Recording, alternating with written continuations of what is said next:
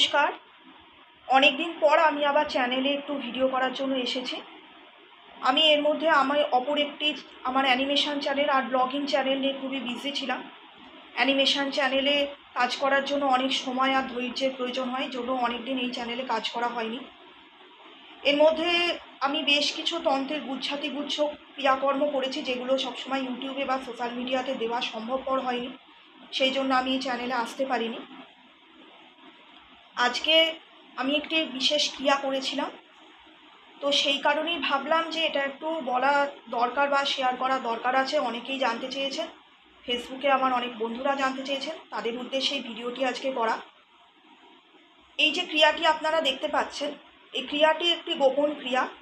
দশমহাবিদ্যার ওপরে আমি এই কাজটা করেছি এবং এটা একটি বিশেষ সামাজিক একটা সমস্যার মধ্যে দিয়ে যাচ্ছিলেন তিনি আমাকে বলেছেন। ইতিপূর্বেও তাকে আমি এই ধরনের একটি ক্রিয়া করে দিয়েছিলাম, তাতে উনি অনেকটা ফল পেয়েছেন। কিন্তু আমরা যে জিনিসপত্রগুলো দিয়ে কাজ করি বা তন্ত্রে যে সকল জিনিস প্রয়োজন হয়, সেই জিনিসগুলো তো ব্যবহার করতে করতে একটা সময় শেষ হয়ে যায়। আমাদের কাছে তো আর রূপকথা জাদুর মতো ব্যাপার নেই যে একটা পাত্রে একটুখানি ফোয়ারার জল ঢেলে দিল আর অমনি পাত্র ভরে উঠলো, সেটা কোনো দিনই শেষ হবে না, এরকম তো জাদুর বিষয় কিছু হয় না, এটা শুধু গল্পেই হয়। তো সব কিছুরই একটা সময় থাকে, শেষ হয়, তখন আবার যেমন ডক্টরের কাছে মেডিসিন শেষ হলে আবার ডক্টরের কাছে যাওয়ার প্রয়োজন হয়, সেরকমই বিষয়টা বলতে পারেন কিছুটা। তো সেই জন্য উনি পুনরায় আমার কাছে এসেছিলেন একটি কাজের জন্য। এর মধ্যে আরও একটি বিশেষ কাজ, সেটি হচ্ছে বৃশ্চিক রাশির জন্য। আমি এর আগে বলেছিলাম, যারা আমার কাছে গণনা করাতে এসেছিলেন অনেকে বৃশ্চিক রাশির ছিলেন। বৃশ্চিক রাশির এই 2024 সালটা খুব একটা ভালো সময় নয়, বিশেষ করে চোট, অ্যাক্সিডেন্ট, আঘাত লাগা এগুলো কিন্তু লেগে থাকছে। বছরের শুরুতেই অনেকেই চোট, আঘাত এগুলো সমস্যা পেয়েছেন। আমার একজন আছেন যিনি আমার কাছে দেখাচ্ছিলেন আর কি, তার পা ভেঙে যেত। আমি দশমহাবিদ্যার নাম করে তাকে একটি প্রোটেকশান দিয়েছিলাম বলে আজকে তার পাটা রক্ষা পেয়েছে। সত্যি কথা বলতে তিনি 3 মাস ধরে প্রায় বিছানায় আছেন, এখন আস্তে আস্তে হাঁটতে পারছেন, কিন্তু তার পাটা ভেঙে যেত সত্যি কথা বলতে। তো দশমহাবিদ্যার উপর নাম করে আমি এখানে একটি দেখতে পাচ্ছেন লেবু আছে, লেবু দিয়ে আমি আরও বেশ কিছু জিনিসপত্র দিয়ে, এগুলো তন্ত্রের গোপন জিনিস, এগুলো দিয়ে কাজ করেছি। এই যে ঠোঙাটা দেখছেন, এর মধ্যে একটা যন্ত্র আর তন্ত্রের বেশ কিছু জিনিস এবং কিছু সুগন্ধি আছে, যেগুলো দিয়ে উনি বাকি কাজটা করবেন, ওনাকে বলে দেব। আর এর মধ্যে একটি বিশেষ হালুয়া আর একটি বিশেষ মিষ্টি রয়েছে। এই যে পুজোটি বা এই যে ক্রিয়াটি করার জন্য খুব সুন্দর হালুয়া, লাড্ডু ইত্যাদি মিষ্টি লাগে। মিষ্টি ছাড়া এই পুজোর ক্রিয়াটি করা যায় না এবং এর জন্য একটি বিশেষ উপদেবীকেও আহ্বান করতে হয়।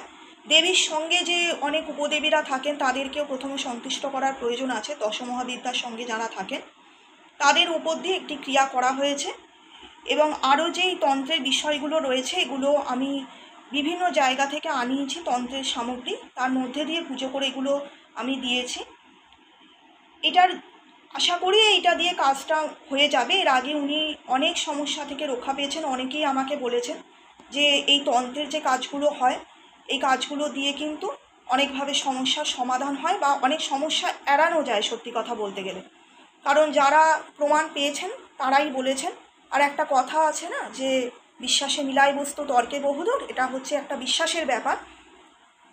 যদি বিশ্বাস থাকে, মন থেকে ভক্তি থাকে, সেইটা দিয়েও একটা কাজ করতে হবে। মনের বিশ্বাস ভক্তিটাও দরকার আছে।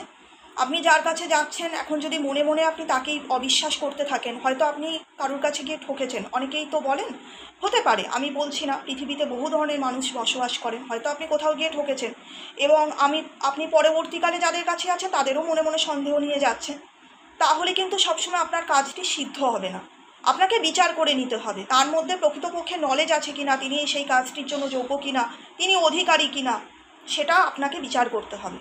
আপনি যদি সেটা বিচার করে তার কাছে যেতে পারেন তবেই কিন্তু বিষয়। কারণ দেখুন, সে তো বাজার দোকানে সব জায়গায় মানুষকে ঠকানোর জন্য বসে আছেন, চাকরি বাকরি সব কিছু নিয়েই তো চলছে, তাই না?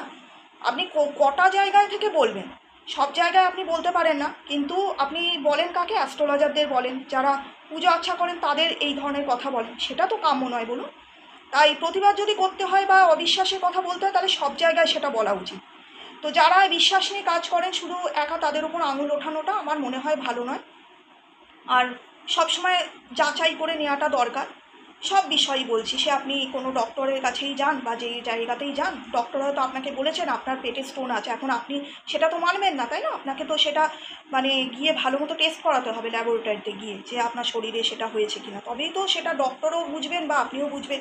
সব বিষয়টাই তাই, আপনি আপনার নলেজ অনুযায়ী সেই যোগ্যতা আছে কিনা সেটা আপনি বিচার করে তবেই তার কাছে যান, এটাই বলবো। ক্রিয়াটা যাতে ভালোভাবে হয়। তো অনেকের অনেক ধরনের প্রশ্ন ছিল, আমি এই ভিডিওর মধ্যে সবারই কৌতূহল নিরসনের চেষ্টা করেছি। যদি ভিডিওটি ভালো লাগে তাহলে আমাদের সঙ্গে থাকবেন, আমাদের সাথে থাকবেন। কারোর কোনো প্রশ্ন থাকলে ইনবক্সে বলবেন। আমাদের ফেসবুক পেজ আছে, তার লিঙ্কও ডেসক্রিপশন বক্সে এবং অ্যাবাউট সেকশনে দেওয়া আছে, আপনারা যোগাযোগ করতে পারবেন। সকলে ভালো থাকবেন বন্ধুরা। জয় মা।